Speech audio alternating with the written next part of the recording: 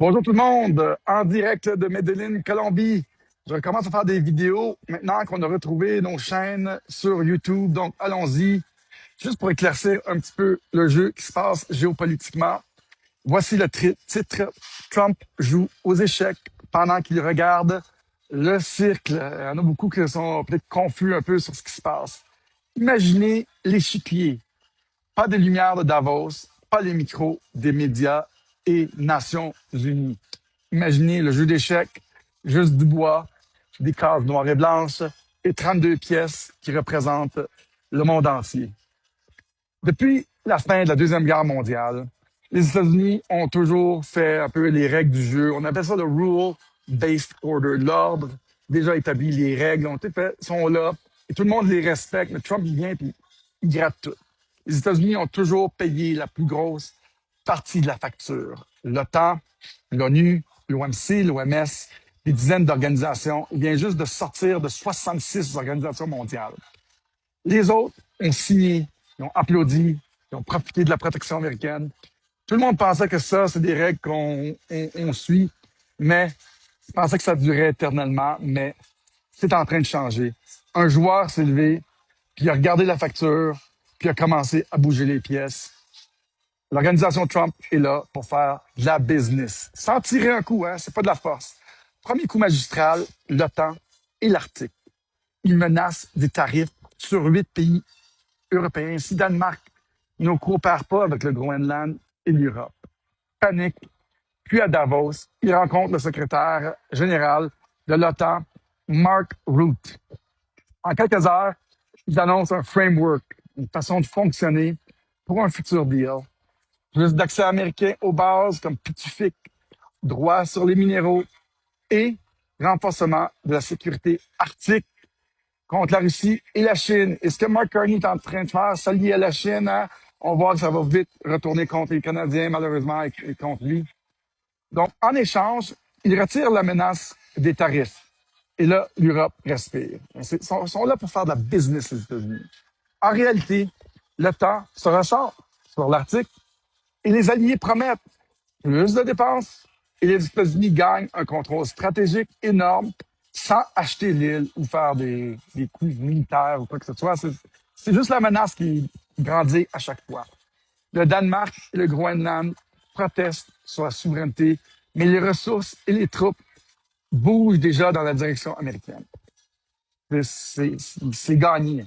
L'Union européenne, elle, est à ses pieds. C'est jouer vraiment un coup là, sur plusieurs. Parce que si elle essaie de développer une armée indépendante, puis une défense autonome, l'OTAN et donc la protection américaine deviendraient moins essentielles. Donc, il est en train vraiment de faire des moves, des power moves ici. Mais là, avec cette pression, les Européens restent collés à l'Alliance, payent plus et acceptent que l'Arctique soit prioritaire. Pas d'armée européenne forte tant que les États-Unis tiennent la carotte et le bâton. Donc, Trump va toujours demander 100%, il finit avec 5%, puis il a gagné. Et là, tout le monde se réorganise les ressources. Deuxième coup, le grand ménage international.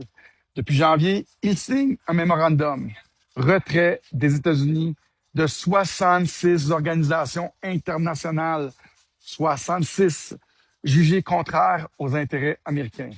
Climat, science, paix, démocratie, pouf, plus de fonds américains.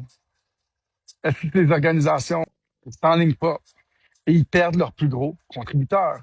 Oui, certainement, elles hurlent. Maintenant, l'argent US, elle vacille. Troisième coup, l'OMC et l'Organisation du commerce, ils imposent des tarifs unilatéraux, ignorant parfois les règles de l'OMC. L'organisation tremble. Parce que sans respect américain, encore une fois, le plus gros joueur, elle perd son autorité. Il fait languir la carotte.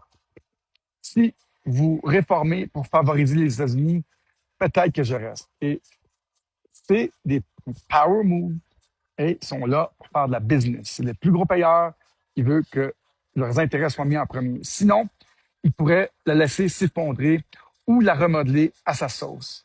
Et le coup le plus récent, le plus spectaculaire, si vous avez manqué ça, le Board of Peace à Davos.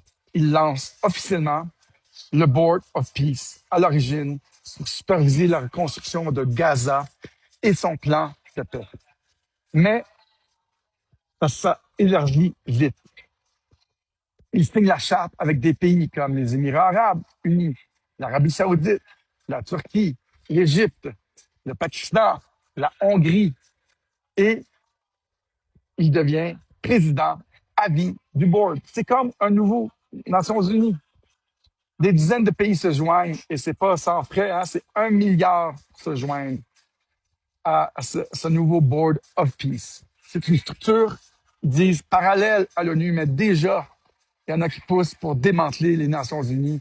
Ceux qui coopèrent avec les intérêts des Américains gagnent des contrats, de la stabilité et de l'influence. Les autres, ils regardent de loin. Des alliés traditionnels hésitent, mais beaucoup des pays du Sud global sautent dedans.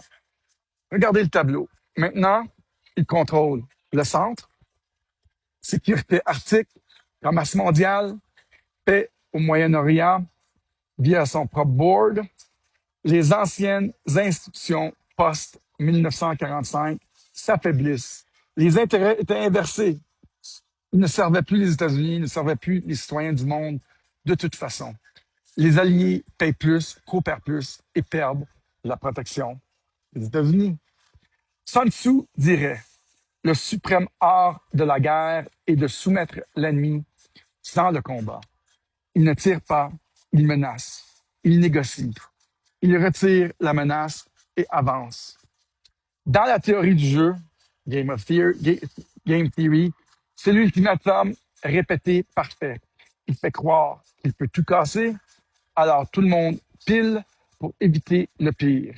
Le génie, tout ça a l'air chaotique, clownesque, avec des tweets et des déclarations choc, mais chaque coup est calculé. Il fait languir la carotte, montre le bâton, et à chaque fois, il gagne du terrain. Aujourd'hui, l'Union européenne, l'OTAN, l'ONU, même des pays arabes et émergents, beaucoup sont à ses pieds, ou du moins alignés sur ses priorités. Le jeu n'est pas fini, il vient de commencer. Je pense qu'il y a beaucoup de coups qui s'enlignent. Mais regardez bien l'échiquier. Le roi adverse est coincé et le joueur américain, il sourit à peine. Parce que les pièces qui tombent sans bruit, ce sont toujours les plus lourdes. Mesdames et messieurs, en direct de Medellín, Colombie, on voit que l'échiquier mondial change et ce n'est pas un clown qui est au top de tout ça. En tout cas, c'est peut-être la perception d'un clown, mais dans les règles de l'art de Sun Tzu, on paraît toujours faible quand on est fort et c'est exactement ce qui se passe. Vous pouvez rire autant que vous voulez de ce Trump, cher Québécois, mais il y a beaucoup plus qui se passe que vous pensez. Salut tout le monde, à la prochaine.